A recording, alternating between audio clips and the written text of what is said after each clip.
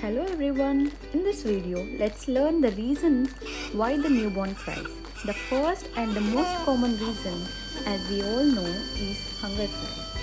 And the second most common reason is a soiled diaper or a nappy rash. Just check for it and change it. And the third reason can be due to discomfort because of overexposure of skin or overclothing. Sometimes abdominal colic or wind can be the reason for newborn cry.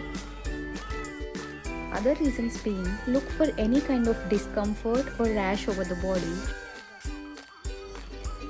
Sometimes an overstimulated baby or some babies can cry out of boredom also.